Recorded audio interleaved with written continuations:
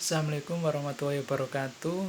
Nama saya Ahmad Kurniawan, NIM 43. Di sini saya akan presentasi atau menjelaskan mengenai alur dari skripsi manajemen marketing atau manajemen pemasaran. Ada beberapa alur di sini. Yang pertama observasi, 2 pengumpulan data, 3 definisi masalah, 4 kerangka dasar teori, 5 pengajian hipotesis, 6 desain penelitian, 7 pengumpulan data analisis, 8 dikasih temuan penelitian, 9 penulisan laporan, berikutnya adalah presentasi laporan, yang terakhir adalah kesimpulan dan saran. Yang pertama saya akan membicarakan tentang observasi. Perilaku pembelian seorang terhadap suatu produk dipengaruhi banyak faktor. Tiap individu mempunyai keinginan dan selera yang berbeda-beda. Kualitas produk merupakan faktor yang sangat berpengaruh terhadap keputusan pembelian. Selain itu masih banyak lagi faktor yang lain mempengaruhi perilaku pembelian tersebut. Penelitian ini bertujuan untuk menganalisis pengaruh kualitas produk, promosi, dan desain terhadap keputusan pembelian produk sepeda motor Yamaha Mio, serta menganalisis variabel yang mempunyai pengaruh paling dominan terhadap keputusan pembelian produk sepeda motor Yamaha Mio pada masyarakat di wilayah Surakarta. Yaitu yang kedua adalah pengumpulan data prelimier.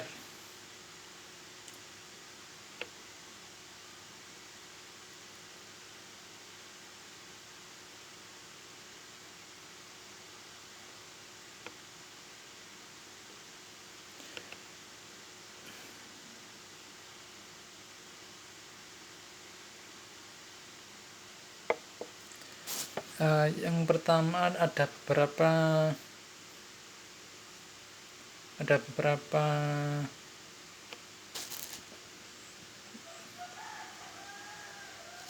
ada 5 di sini ya, tentang pengumpulan data prelimier.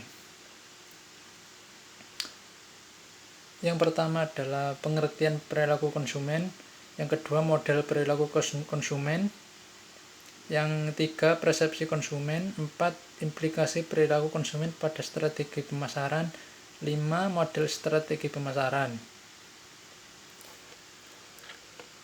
Berikutnya adalah definisi masalah.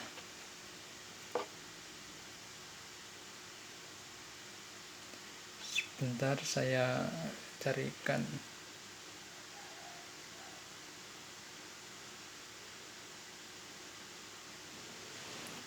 Tentang definisi masalah manajemen pemasaran.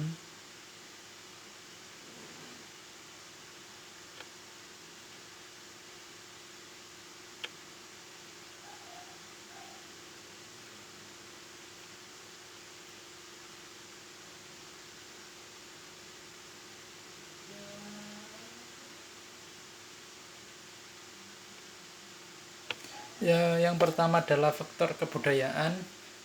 Ada beberapa, yaitu A. budaya, B. subbudaya, C. kelas sosial.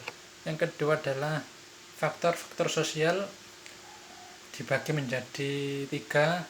1. kelompok referensi, 2. keluarga, 3. peranan dan status. Yang ketiga faktor-faktor pribadi. Di sini dibagi ada 7. 1, 2, 3, 6 ya. Yang pertama adalah usia dan tahap daur hidup, 2. pekerjaan, 3. keadaan ekonomi, 4. gaya hidup, 5. kepribadian dan konsep diri. Yang berikutnya adalah ada faktor psikologis. Yang pertama adalah motivasi, yang kedua persepsi, 3. belajar, 4. kepercayaan dan sikap. Selanjutnya adalah tentang kerangka dasar teori. Kerangka berpikir dalam penelitian ini merupakan pengembangan dari model perilaku konsumen Kotler dan Asael yang dapat digambarkan sebagai berikut. Di sini ada model penelitian kerangka berpikir. Yang pertama, kualitas produk, promosi, dan desain. Itu alurnya ketiga itu adalah alurnya ke keputusan pembelian. Yang kelima adalah pengajian hipotesis. Hipotesis berdasarkan kerangka pemikiran tersebut di atas, hipotesis yang diajukan dalam penelitian ini adalah sebagai berikut. Ada 5. Yang pertama adalah diduga kualitas produk berpengaruh signifikan terhadap keputusan pembelian produk sepeda motor Yamaha Mio pada masyarakat wilayah Surakarta. 2. Diduga promosi pengaruh signifikan terhadap keputusan pengambilan produk sepeda motor Yamaha Mio pada masyarakat wilayah Surakarta. 3. Diduga desain berpengaruh signifikan terhadap keputusan pembelian produk sepeda motor Yamaha Mio pada masyarakat wilayah Surakarta. 4. Diduga secara bersama-sama kualitas produk, promosi, dan desain berpengaruh signifikan terhadap keputusan pembelian produk sepeda motor Yamaha Mio pada masyarakat wilayah Surakarta. Yang terakhir, 5. Diduga kualitas produk mempunyai pengaruh paling dominan terhadap keputusan pembelian produk sepeda motor Yamaha Mio pada masyarakat wilayah Surakarta. Yang berikutnya adalah pengumpulan data analisis.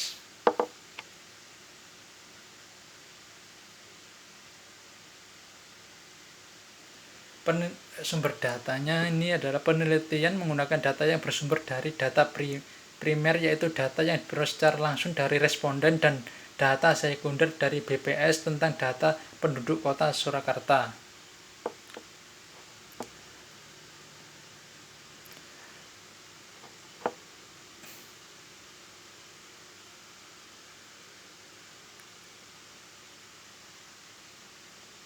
Berikutnya adalah dedikasi temuan penelitian.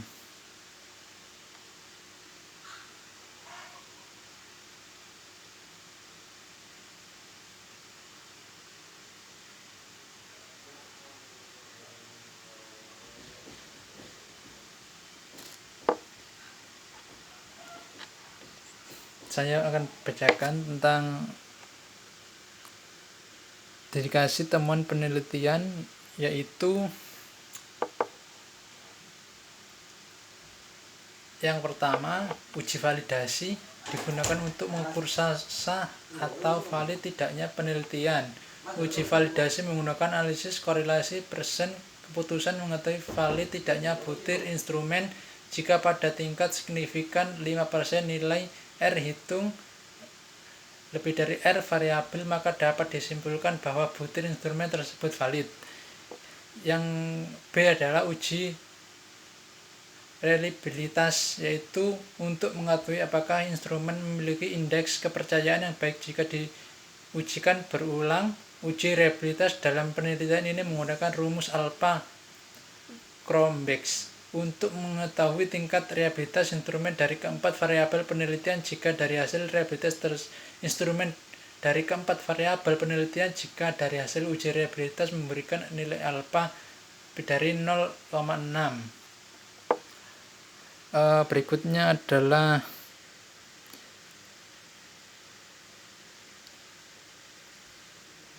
penulisan laporan.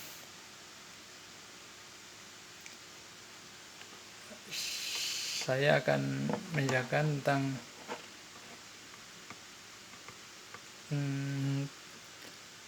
penulisan laporan ya.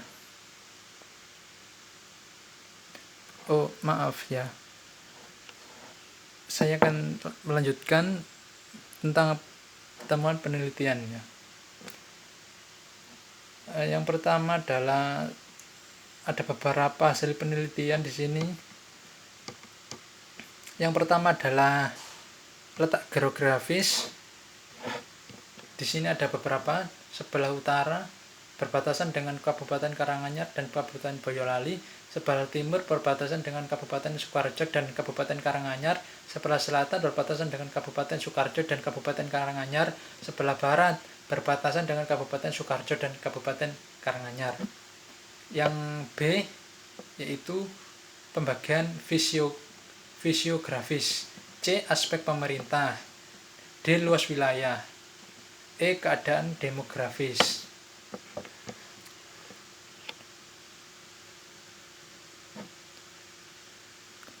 Selanjutnya adalah presentasi laporan.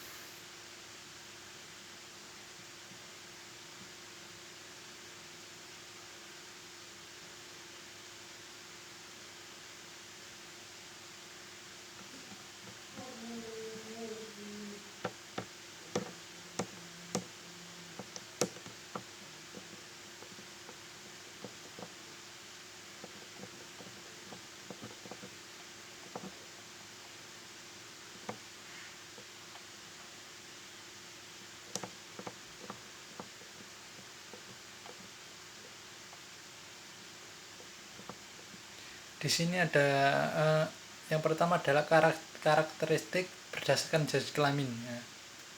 Responden di Surakarta yang menggunakan sepeda motor Yamaha Mio adalah responden jenis kelamin laki-laki dan perempuan. Jumlah responden di Surakarta jenis kelamin perempuan menunjukkan jumlah lebih besar dibandingkan dengan jumlah laki-laki.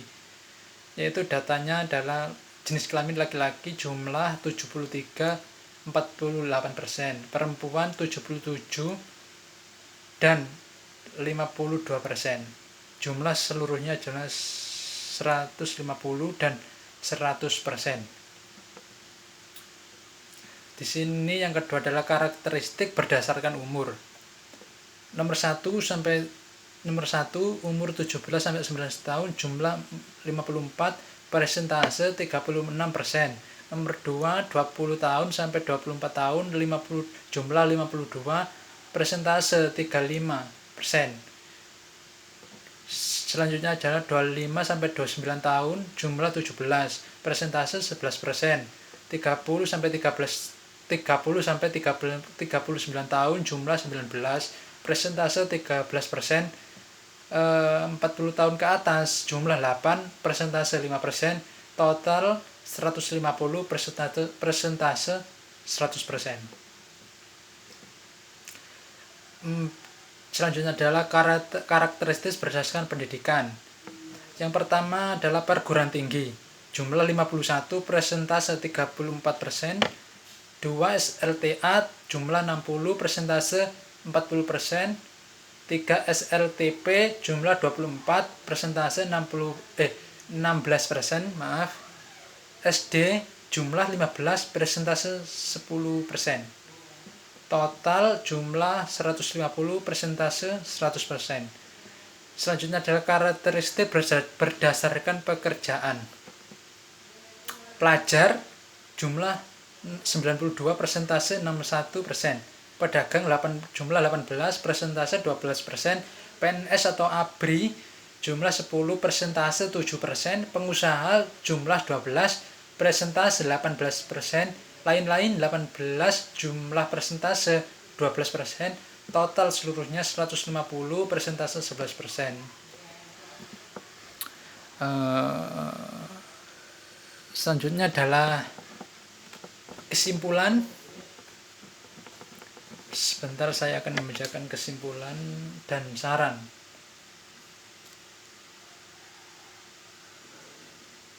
Kesimpulan yaitu berdasarkan hasil analisis data diperoleh kesimpulan sebagai berikut. 1. Kualitas produk berpengaruh signifikan terhadap keputusan pembelian. Hal ini didukung oleh yang A. Koefisien regresi kualitas produk X1 sebesar 0,368. B. Uji T yang menyatakan T hitung 4,713. T tabel kurang lebih dari 1,976 berarti pengaruh kualitas produk terhadap keputusan pembelian adalah signifikan. Yang kedua adalah promosi berpengaruh tidak signifikan terhadap keputusan pembelian. Hal ini didukung oleh A. Koefisien regresi promosi X2 sebesar 0,060. B. Uji T yang menyatakan T hitung 0,740 kurang lebih T tabel 1,976. Berarti pengaruh promosi terhadap keputusan pembelian adalah tidak signifikan. 3 yaitu desain berpengaruh tidak signifikan terhadap keputusan pembelian. Hal ini didukung oleh koefisien regresi desain X 3 sebesar 0,163%. B. UJT yang menyatakan T hitung 1,814% kurang dari T tabel 70,6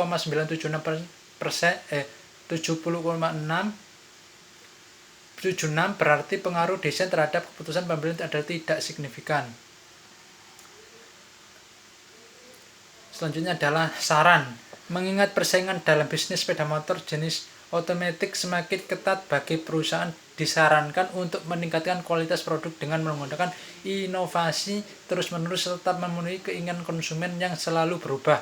2. Untuk meningkatkan keputusan pembelian disarankan kegiatan promosi yang berupa pemberian diskon, pemberian hadiah langsung atau garansi harus tetap dilakukan terus agar minat konsumen semakin tinggi dan tertarik untuk membeli. Yang selanjutnya adalah kepada peneliti selanjutnya diharapkan dapat menambahkan variabel lain seperti harga, pelayanan, distributor yang sekitarnya dapat memperkuat penelitian ini. Mungkin itu penjelasan dari saya. Apabila ada kekurangan, saya mohon maaf yang sebesar-besarnya. Saya akhiri, wallahul muwaffiq ila aqwamit thoriq. Assalamualaikum warahmatullahi wabarakatuh.